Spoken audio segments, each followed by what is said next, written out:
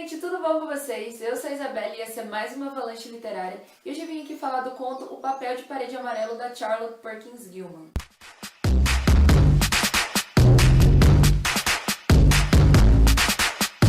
Esse conto foi republicado esse ano em forma de livro pela editora José Olímpio e ele traz um prefácio e um pós-fácio de algumas autoras super importantes que ajudam o leitor a entender o que acontece no conto. Esse conto aqui vai contar a história de uma mulher que se muda junto com o marido e com o filho bebê para uma casa no campo para poder se recuperar dos seus problemas psicológicos. O leitor não consegue entender muito bem o que essa personagem tem, mas a gente percebe pela narração dela que ela tá com a mente confusa, ela tá passando por muitos conflitos internos e que o contexto familiar dela contribui muito para que essas crises se inflem. Logo no início do livro, essa personagem que não tem nome já dá muitos indícios pra gente de que ela vive numa sociedade extremamente machista e patriarcal, que é a sociedade de meados do século XIX.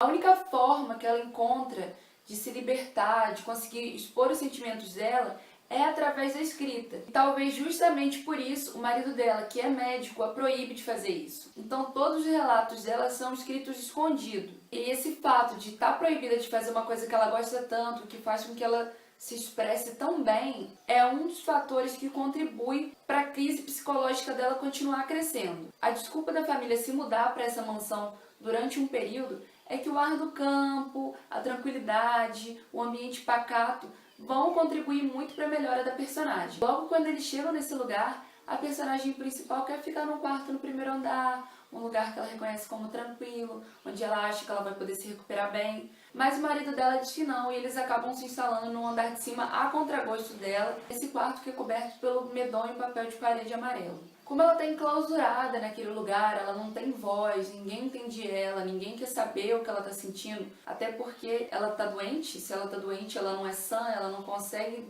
discernir o que é bom e o que é ruim para ela. Ninguém compreende o fato de que aquelas formas geométricas que tem naquele papel de parede deixa a personagem agoniada. Porque aquela falta de padrão, aqueles desenhos ali mexem tanto com o psicológico dela. Ela se queixa pro marido, que é o médico, é a voz da razão, é a personagem centrada da história, e avisa pra ela que se ela continuar se preocupando com essas coisas que são pra ele consideradas triviais, ela nunca vai conseguir melhorar. Ou seja, ele faz a personagem principal acreditar que ela é a causadora do próprio sofrimento. No decorrer da trama, no decorrer do desenrolar do conto, a gente vai percebendo o quanto essa mulher sofre, o quanto ela sofre, não só por motivos de saúde mental, mas também pelo fato de que todo o contexto no qual ela está inserida faz ela acreditar que ela é maluca, que ela é louca, que ela não tem razão, que ela, por ser mulher, ela tem que estar submetida ao conselho de um homem, que ela tem que estar sendo supervisionada, que ela não consegue pensar por si própria e que ela está destinada a viver essa vida onde ela é 100% submissa. Eu achei muito interessante a forma como a narração se desenrola. Como ela é uma personagem que claramente tem alguns problemas psicológicos, está numa crise, através da narração, a gente vai percebendo essa confusão da cabeça dela. Através dos parágrafos curtos, das frases meio desconexas, às vezes, entre uma e outra, de como ela se expressa, às vezes de como uma frase ou outra soa um pouco infantis, por ela estar se sentindo infantil, por ela estar se sentindo uma criança que tem um adulto tomando conta dela o tempo todo. Também tem essa relação que ela desenvolve com o papel de parede amarelo. O leitor pode perceber, através dessa relação, dessa conexão que ela cria com o papel de parede amarelo, como a criação, como anos de um certo tipo de comportamento levaram a personagem a se enxergar e a enxergar o mundo de uma certa maneira. E é muito importante para entender como desde os primórdios da sociedade é estabelecida a relação entre homem e mulher. O que é o papel do homem, o que é o papel da mulher, os privilégios que os homens têm, como as mulheres sofreram as consequências disso ao longo do tempo. Esse conto foi condensado em um livro